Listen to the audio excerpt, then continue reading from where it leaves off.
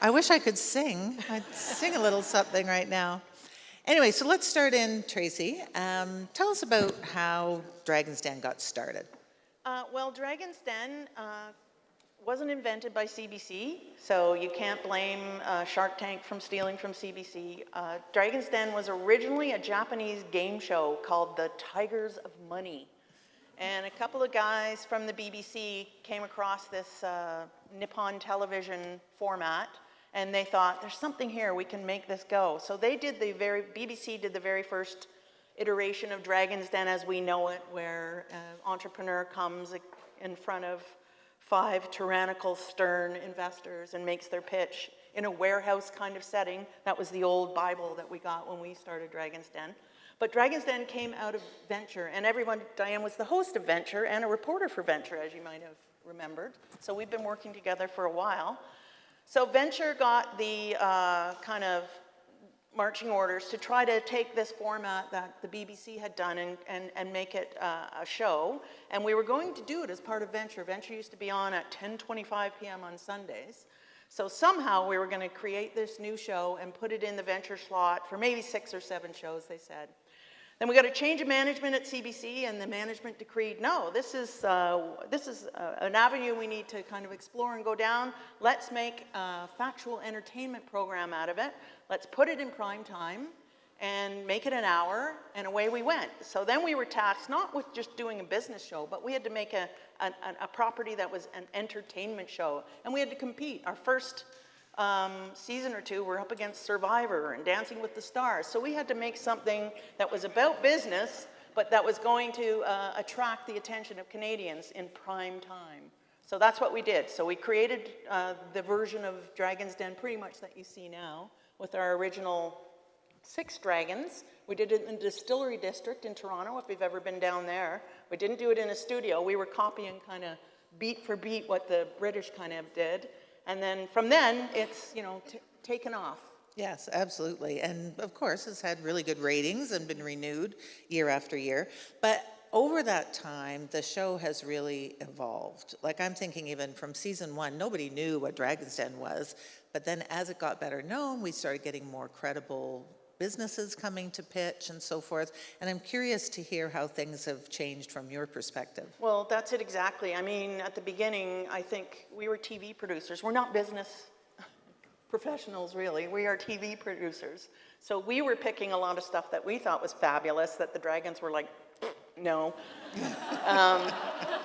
And no one had heard of the show when we started. The dragons didn't even know what the show was. So, they were kind of took the leap of faith to come with us and put themselves out front. We had the BBC version to show them. It's a show that kind of goes like this. But that's all we had. And we were, when we were a small team then, we were about 3 producers that went crisscross Canada and tried to bring in people to audition and apply for us. So we didn't have, I would say the caliber of pitches in that first year or so were probably not the highest, but we still managed to, hit the sweet spot at Dragon's Den, which is it mattered what your story was and how you got it across. So some of the businesses in the early days, probably wouldn't stack up to what we had now. I mean, we had like exotic things like some digital storage kind of device that wouldn't stack up to a flash drive now that we thought was amazing. We didn't have smartphones weren't around. I mean, that first season, I think everybody might have been on Blackberries. We had something that was an exotic green server, I remember now. All kinds of stuff that was laughable now. We had a GPS, not a GPS, but a mapping kind of product that was just pictures of maps on your phone. It was like, woo! But as the show evolved, we got, as people saw what the opportunity was, I think, to come on the show, we started to attract more businesses that thought they might have a chance and wanted to expose themselves on the show. And the dragons started to come to us. We didn't have to go and try to track them down as much as people saying, I think I should be a dragon, etc. Right, right. But when you say people seeing the opportunity of being on Dragon's Den, that's interesting because, I mean, it has to be terrifying, right? Like, there's 11 cameras in that studio. There's 5 or 6 dragons. Everybody's staring at you, and you've got like just a few moments to try and have this impact and get a deal and so forth. And I mean, obviously the incentive must be there, but talk a little bit about that. Why do people want to be on Dragon's Den? Well, I would say why people should want to be on Dragon's Den. Number one, it's an opportunity for funding, and it's tough to get money from banks, as I'm sure people that are trying to start their businesses know. So it's an opportunity to actually get some funding from someone that sees the merit of your business. The other opportunity is you get a chance to pitch not just to investors, but you're pitching to Canada. You get your chance to get an 8-minute long commercial that I don't know how much it would cost you to buy that kind of commercial time. But, you know, you get to pitch not just to investors, but you get to pitch to Canadians. They can see your product. They can decide whether or not it's worthwhile buying. Nobody's in that den for less than at least 30 minutes. Not a single soul walks in there for less than 30 minutes, and sometimes those pitches can go on over an hour. We edit everything down to 8 minutes because not the world that you're pitching to in TV land doesn't care necessarily about the ins and outs of your distribution channels and your cost of goods, but the dragons sure do. So we need to get those questions answered for them so that they can make the decision whether they're going to make an investment or not.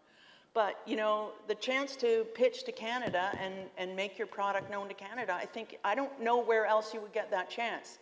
Small business and entrepreneurship, I don't think is well covered in this country. No offense to any media here, but people like to talk about the dollar and corporations, and they like to talk about the stock market and commodities, but I don't think they spend enough time talking about entrepreneurship, which is the biggest driver of employment, as I've been told. So Dragon's Den is about the only place where a small business is front and center and supremely celebrated. Absolutely. Now, you mentioned about, you know, the producers going across the country and conducting auditions, because that's a big process, right, of weeding through who is actually going to be invited to come to Toronto, pitch to the Dragons, that sort of thing. So can you talk a little bit about what your team is looking for? Sure. Like, who makes it, who doesn't? Sure. So we conduct about 1,000 interviews, pitches this year, per year. Some of them are virtual, so you might have been invited if you've pitched to do it on Zoom, which is new. Pandemic has taught us how to do that. And in the old days, we used to do a 30-city crisscross tour. And as I explained before, Dragon's Den is an entertaining show about business. It's not necessarily a business show. So what we look for is, first and foremost, who the pitcher is, what the story is, and what kind of personality that they have. Then we look for, so there's variations of that, grades of that, I guess. We also look for innovative new products that we maybe haven't seen on the show before. And we are looking for people that have a lesson that can be learned, whether it's a good lesson or maybe you're going to be shown that your idea isn't sound. But no matter what, you have to come out with a lesson. Every pitch, we try to do that. So we are usually oversubscribed in the food and beverage, so we're really picky in that category. So if you've got a food and beverage product, you've got a lot of competition. But again, every year, is there something new? Every year I think, is there something new? Are we going to be able to find enough pitches to show the Dragons? And every year we do. However we do it. Canadians are innovating and creating and launching new businesses year after year, and we managed to find at least 100 pitches come in front of the Dragons. So the Dragons sit in those chairs for 10 hours a day, and we just wave people through one after another. And then we're going to only pick probably 50 of those to come on air this year. So half of them don't make it to broadcast. Some of them make it to a web pitch, as we call it. But it's a really tough, it's really tough to make it to TV, let's put it that way. Personality, story. Story's key, because I think we can all agree that story is what resonates for people when they want to buy a product, and the authentic story that you manage to get through, the authenticity of your story is what can really set you apart on Dragon's Den. Absolutely. Yeah, no, I remember early on, we thought we had a good sense of the pool of entrepreneurs in Canada from working on venture, and we were wondering, how long could this Dragon's Den thing go? Surely we're going to tap out the supply. Every year. Wrong. 18 years later, and there's still all kinds of people auditioning all the time. It's actually really a great thing to see, very inspiring and very creative. But it's not only the entrepreneurs that have to audition, the Dragons have to audition. Tell us about that. Right, and I wondered that early on too. Are there going to be enough people that have that sort of superhero kind of quality, that have the money to back them up, that want to be on TV? And guess what? There is. There's lots. Yeah. So we don't necessarily audition every year, but every couple of years we sometimes crisscross the country again for dragons, and we get them to come into Toronto, or we have done a few sort of Remote. Vancouver spots, but we put them in front of pitchers just like a dragon would be put in front, and we test them out so that we always have an option should someone drop out or have personal issues or whatever, that we can drop in another dragon. Because what's key about the 10-day or 15-day shoot is we can't change that. If you think it's easy to try to get 5 supercharged, you know, business owners. Superstars to drop everything they can do for 10 days. That 10 days is so prescribed. They can do it for these 3 days, and we have to be out for this, and then we do those 4 days. But that's the only time that this production can happen. So we always need to be prepared that we have the next dragon in waiting. So, some people come claiming that they're the ones that are made for it, this is it, that we shouldn't have done the show without them, and they get thrown into the audition and they come back after and go, yeah, I was wrong, this is not. Sorry about that. You know, and we've had people like, let me at him, I can't wait, I'm gonna really tell what's what, and they're frozen. Because the thing to remember is the dragons are not actors. We don't promote them with any information. When the people walk into the den, they don't know anything besides their name. That's the only thing we've told them. Because the key to the show is we try to entertain the dragons at the same time as the pitch is going through, so that they learn exactly what's happening and can ask the questions like the audience is finding out. So if they knew stuff ahead of time, number one, they're terrible actors. If we give them anything to say, they're usually just really stiff. They're not actors. All that stuff is ad lib, off the cuff, their initial surprise, their initial emotions. So that's why if you'll see sometimes on the show, you can see a little bit of people like revealing and things like that. We try to hide as much as possible of what's going to be in front of them until they see it, so we can get that actual reaction. Yeah, very good. Now, one of the features of the set, which has changed over the years and kind of seems to get cooler and cooler as time goes on. We're nighttime, prime time now. Yes, but they all have a table in front of them, and they've got a pen and a glass of water and a little notebook and a pile of cash. That's right. What's with that? So the pile of cash is actually a format point. Among the format points of an entrepreneur walks into a den and pitches to 5 or 6 dragons. The dragons aren't supposed to know anything about the business. The other format point is that there should be a pile of money, that they're dragons protecting their hoard of money. Their treasure. Yeah.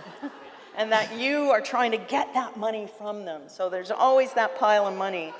But that has been very divisive in the various countries. I guess I should have talked about the fact that Dragon's Den, not only us, the Americans and the Brits do it, it's probably in at least 40 other countries, or has been. So there's Dragon's Dens, there's Dragon's Lairs, there's Eyes of the Dragon if you're watching the French one, you name it.